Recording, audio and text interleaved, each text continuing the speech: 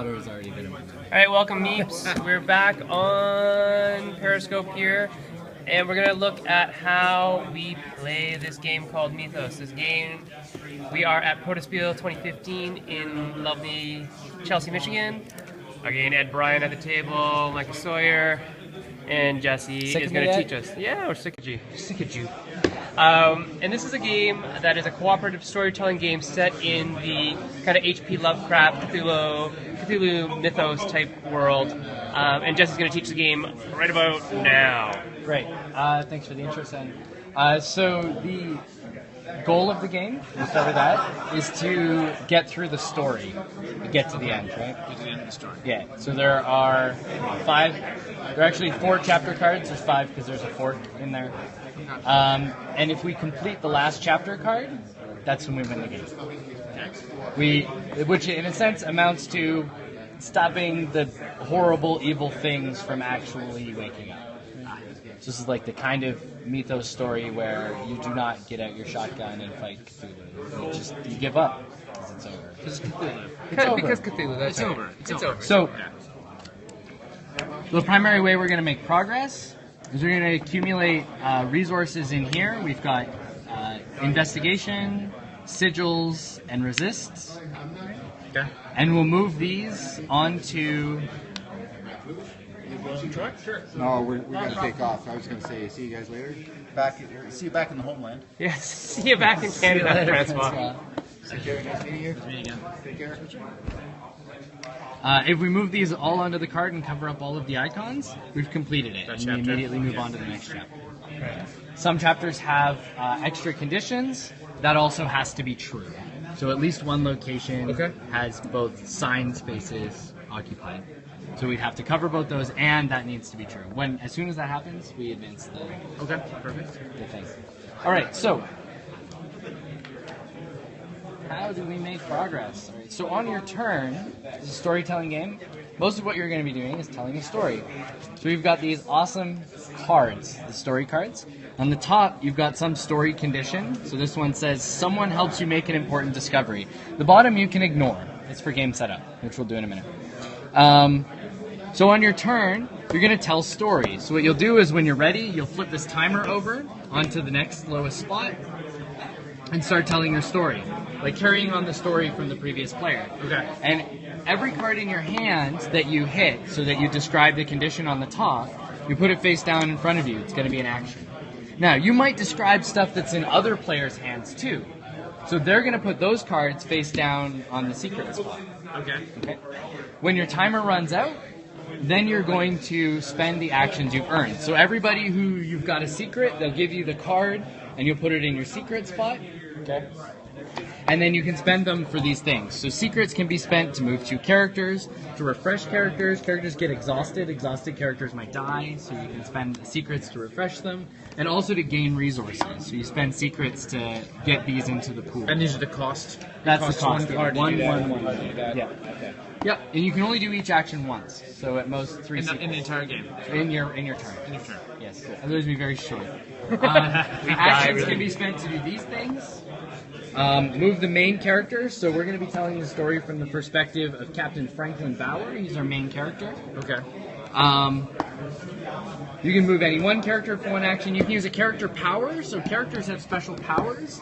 If the main character is in the same location as another character, you can spend an action to use their special power. You can always spend an action to use the main character's special power. Exhausted characters don't have powers. Until they're not exhausted. Why did we choose Captain Bauer as the main Didn't. character? It's fixed for the story. Fixed for the story. Yeah. Main character is fixed for the story. The rest of them are in random order, though. You can also chant, fight, and investigate. So these are the 3 actions that move tokens from here out to Chant, cards. fight, investigate? Yep, you got it. Chant moves moves these, fight moves these, investigate moves these. So the way those work is you choose where you're going to move them. So you can always choose the chapter card, you can always choose an active Mythos card, and you could choose a horror that's in your location. And then we move as many tokens from the pool as we can onto the target of that type.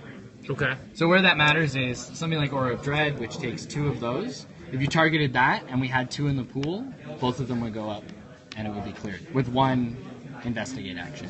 If you only had one in the pool, we would just move one, and we. And if there's a bunch of other stuff in the pool, you don't worry about it. you only move the stuff you need. Yeah, the action specifies the token type, and then the target will move as many as you can to it. Okay. You can also ward and trap your location. So if we've got these in the pool, you can place a ward in your location. Okay. Or a trap. But functionally, these are the same. Horrors can move around. If they move into a location that's got a ward or a trap, Gets dropped on there. it can drop it. It'll drop it on it automatically and can kill it. Gotcha. If it doesn't have the appropriate icon, it still gets hit with the trap. What that means is that the horror has been neutralized for the turn, and it won't do its bad stuff. Okay. So while this doesn't actually help us defeat this, it would stop it from Stalls it. stalls it for one turn. Right. And all the horrors have either a ward or a... Yeah, Resist. some of them require clues. So you're still gonna have to get in and get So I with them. can't just do a ward resist on each room. Yeah. Okay. That will work. Multiple as Yeah, well. some will require multiple. But it's a way to sort of be proactive. And for 2 regular actions, you can gain a resource. And for 1 secret, it's a resource. For 2 regular actions. And so the horrors are bad things that go around and do bad things. Yes. This is how we move through the actual game. Yep. And These are bad things that happen when this hits this. So when this hits this, so at the end of a turn in which this hit there, if there's an active Mythos card, it does its bad stuff and goes away, and then we draw a new Mythos card. This can either add a horror or add a new Mythos. and if we are able to get to, we go here and we get And to we do these this, guys and we go here, then this will is go. this disabled This will get removed and from the nothing game. hits here, Yeah. No, yeah, and nothing bad'll happen except we'll still draw a new card. but it won't act until it Right. gets on the. Awesome. Yeah, yeah, Gotcha. yeah. Gotcha. So you can stall them. And really, that's kind of it. That is kind of it, right? These things. Yeah. Oh, So yeah, those things. yeah, these are our props. So if you include a prop in your story, then it is active. So during the action phase, if the main character is in the same room as the prop, you can remove it from the game to do its effect. You have to have included it in your story to have that option during the action phase. Sure. Okay, so they're one-time use superpowers. You got like Sacrificial Blade and Secret Door, the ever-present Sarcophagus, a Talisman. I like that talisman. I'd wear that. Yeah. And a figurine. Yep. So then the last thing that happens is the board sort of fights back. So then that's where the horrors do their thing. So what the horrors do is first they move towards the main character. So right now the horror is in the same location as the main character, so it wouldn't move. If our main character was over here, the horror would move so that it gets closer. So horrors always move around the board edge. When characters move, they can go wherever they want. Okay. Okay? Yep. Then after the horror moves, it'll do its thing. There's 2 kinds of horrors. There are hunters, which are these guys, which only do their thing if they're in the same location as the main character. And there's devourers, and devourers have a really scary mouth icon. There's my favorite, probably the worst in the game, Starspawn. These guys always do their bad stuff, even if they're not in the main character's location. Okay. So these ones we can evade by just moving a lot. These guys, they're always going to be doing that. And that's basically it. What does this bad thing? What does this do? Oh yeah, right. What do these things do? So subvert removes tokens from your pool. So subvert Okay. clue would remove all clues from your pool. Exhaust exhausts the lowest character on the chain. Gotcha. If all the characters are exhausted, exhaust kills characters. Okay. Okay. So it's kind of like their hit point buffers, superpowers, and they're actual real people, Micah. No, I feel it. Yeah. Although Claire's kind of a jerk. And insanity is the only other effect. What insanity does is it kills the lowest exhausted character. Okay. Well, it drives them insane. They're not really dead. Sorry, they get Right. removed from They're the game. still there. They're just a shell of the human they were, Right, so we removed driven them from the insane game. by the horrors of the undead. Yeah, we removed Yeah, them from the game. During storytelling, feel free to introduce superfluous extra characters. They make good fodder. It is totally okay to introduce like minor characters to then have them die. That's cool. Try your best. So, do we want to have that be where you have to try and account for the? Yes, that's Yes, right. that's What are we doing? the thing. So, The previous player is going to have taken actions on the board. Yes. It is the responsibility of the next player to weave those actions into the story. Okay?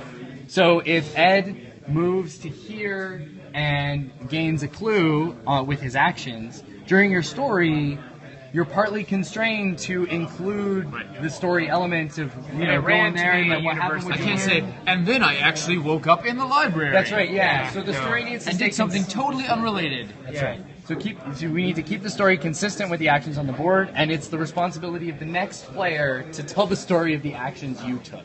And then also try to hit their cards. And also try and hit their cards. Okay? And yours. And other players. Okay. And the last thing that happens is if there's any unspent secrets, so say I triggered, a bunch of secrets and I didn't use them, those become action For the next turn. for those players on their next turn. So they sort of get promoted. So they're not a total waste. So All right. we lose when these guys go. Oh, yes, right. I forgot how you lose. We lose if the main character is removed from the game. We lose if this deck runs.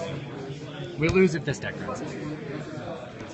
That's it. All right. Okay. That's it. Yeah, and so now we're going to start creating a character. So we're going to create our character, Captain Bauer. The function of this is so that we all get the hang of what a 45-second timer feels like. So it's very important to pad this up to the full 45 seconds so you can play. So what we're going to do is we're going to each draw a card off the deck, and there's a question on the bottom. And you're going to imagine that you're Frank Bauer, so we're going to tell this whole story from the first-person perspective, and you're laying on a psychiatrist's bench, and they've just asked you this question. Okay? Have you ever played Dread? I've not played that. It's kind of lifted from Dread, just for this part, Dread people. Just for this part. And so then you're going to answer that question. If this is after all this event happens, like we're sitting in the psychologist's No, office. this is just an aside. We're getting into Frank's psyche and his history. We're going to learn a bit So about we can it. tell a better story. So we can tell a better story. So I'll give an example. So here's my question. It is, what was your first encounter with the other world, and what kept you sane against all odds? All right, Sam, go. Well, while I was out at sea, I first encountered otherworldly forces while plumbing the depths, looking for salvage. I was connected by an air hose, and I felt tentacles reach around my leg. But what was attached to those tentacles was like no beast I'd ever seen. It had a maw like a kraken, but man-like hands. Man-like hands. And what kept me sane? I'm ashamed to admit, but it was the rum. It was the rum. And now I fight against those beasts whenever they rise from the deep, because the sea is my domain. Awesome. All right. So the one little helpful tip for padding it that I didn't mention is if you feel like you've stalled out, imagine that the psychiatrist says, tell me more. So just keep answering that. All right. So what's the question, Ed? And the voice is a requirement. I'm not sure I can match that quality of theatrics. Which other character do you often blame for making poor decisions? Okay, so one of these characters on the table, other than yourself, the main character, who do you blame? The Douglas. He's too young, too full of knowledge in his head, with no common sense. He has not explored the world and seen the horrors firsthand. He thinks he can learn it all in books, and every time he takes the knowledge from the books instead of the knowledge of his eyes, the knowledge of his ears, the knowledge of his nose and his hands, and uses that, the knowledge in front of him, instead of the knowledge in a dusty library somewhere. And Tell me more about that. tell me more about that. He's got a really scraggly beard too. He used to grow it out like that. Like a manly beard. Never trust someone with a partial beard. That's right. All right, so mine is, which other character is your most reliable ally? Oh, so it can't be Douglas. That'd be funny. There you Well, go. actually, it can be. Sure. So, now, as much as I hate on Douglas, I have to admit he's taken me out of a few tough spots before. So, while he will just jump into these situations feeling that he knows everything about them, occasionally I'll get him above my head, and I'll need to rely on that big brain of his to find Our something deep of water value. eye. So, there once was this time where right after I got pulled out of the deep after seeing all of those crazy eyes, and I was convinced that I was fully drunk. I was deep in the rum, and I knew that clearly this could not possibly exist, and I was willing to completely discredit it. I mentioned it to Doug later, and he said, wait, I do remember reading something about this once upon a time. I didn't believe him, but eventually he was true. Time. Good. All right, Jess. All right. That's not funny. Have him keep going. The lure of dark powers has always been strong. How have you resisted them thus How far? have you resisted this, Captain Frank Bauer? It's a good time to ask that, R. I think you're gonna need to give me the rum first, though. I don't think I can think about this without a good... There we go, yeah. Oh, man, that's some good, potent stuff. So step one, drink a lot. You drink a lot, you don't have to worry so much about them dark powers. They don't make much sense anyway. And there's always that smart-ass Douglas. He's always got some clever explanation, and so it can help me make sure that I, keep my head fixed and I see the world for what it really is, and not those twisted, strange magics that Bonnie occasionally, I think, gets up to with her crazy writing in the library. I'm done. Awesome. All right, so now we're going to play the actual game. We just developed a character that was Franklin. He's a sea captain. He was touched by evil at some point in his life, and he has a love-hate relationship with this fellow here. This is Sir Douglas Greer, who's the anthropologist who has a lot of ancient knowledge, who not only annoys him because of his bookie knowledge, but has helped him out of many a pinch. And has a scraggly beard. And has a scraggly beard. And you said Bonnie. And Bonnie, He's we've up to developed something- that Bonnie's up to magic-y something. thingy. Bonnie, who's a writer, is up to something a little bit darker than she might let on by her casual, fine looks. All right, so we're gonna play the game now. Just at least one round of it and see how it plays. So why don't we start with Ed? All right, so Ed, you can kick the game off by reading the intro story. For the last fortnight, I have had terrible dreams. I saw great black figures. They cast long shadows that suffocated all life within them. I've begun to see apparitions with the same form while awake. The barrier between dreaming and waking has blurred, and I fear that my nightmares are leaking into the world. What's worse is that I'm the only one in the city that has seen nightmares walk.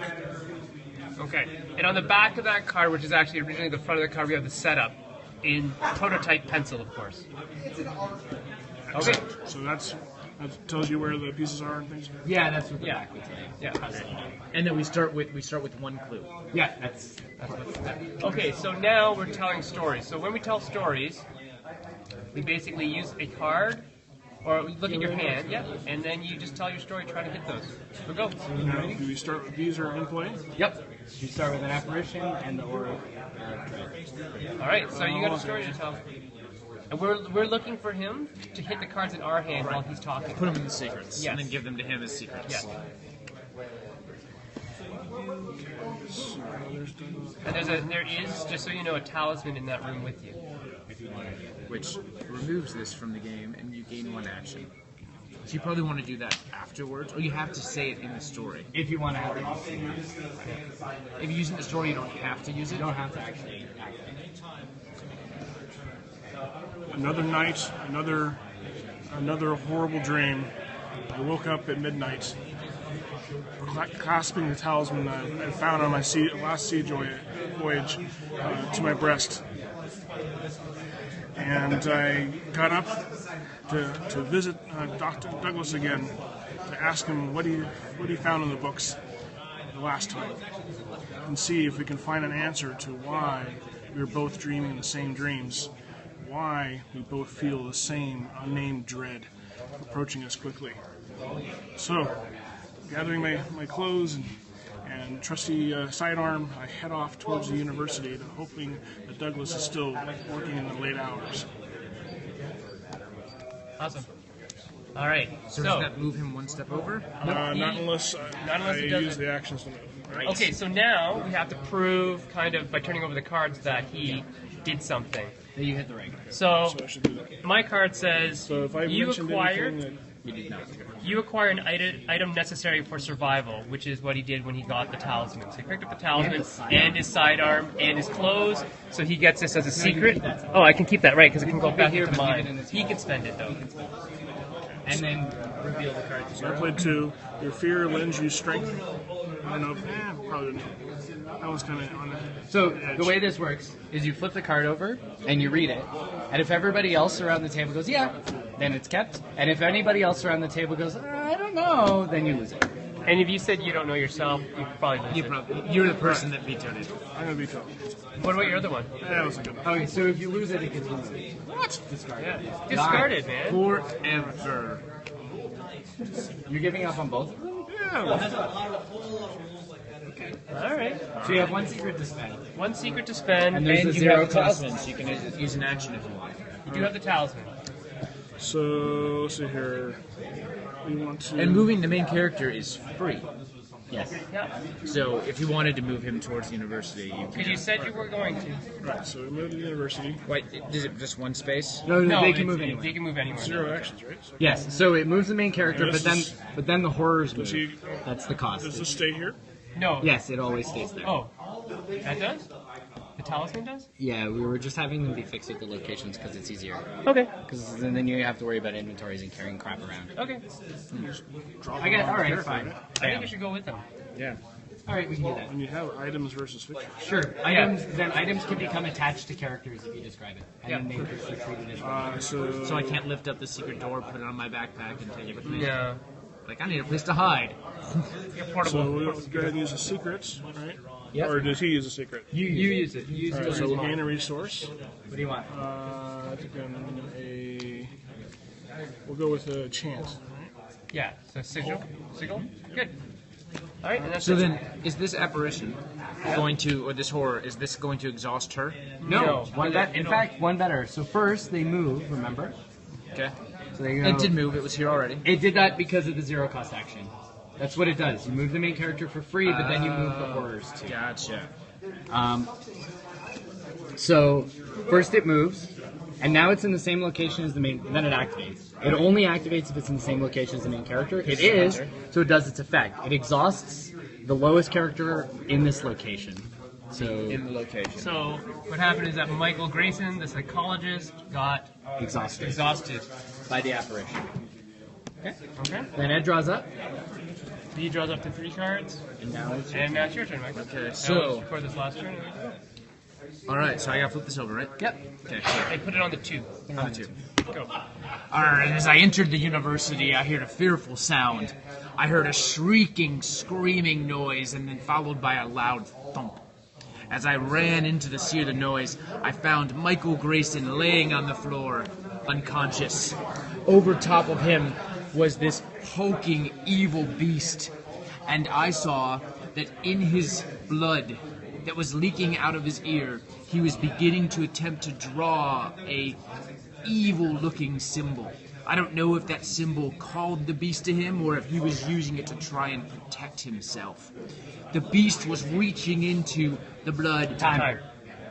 That was a lot faster than the first 45 Yeah. seconds. All right. No, it was clearly faster. Okay. So you got flip 4. your card. Okay, And so I read got it. one, which was you witnessed the drawing of a sigil. Awesome. Sure did. You sure did. So you get to spend that. Okay. So So how are you going to spend that? chanting does what? So you would move this to either here or there. Okay, perfect. Well, you so want to- if he's in the same room as the main character, does the main character get exhausted? Yep. At the end of this, yes. At the end of this. Okay, But so if I you- could if use you- that to knock him out. You could, yeah. Because we have one in the pool, Right. which Ed set up, and Thank then you, you Ed. can do that now. I didn't get any secrets. Nope. So I am going to, yes, I'm going to chant. Take out the apparition. Take The out the apparition's done, and that goes back to the supply. Excellent. All right. So we got Meeps, the that was horse? 2 kind of turns of the game. We have another 2 players to finish the round, but we're going to turn this periscope off now so we can get into the game. We'll see you guys later.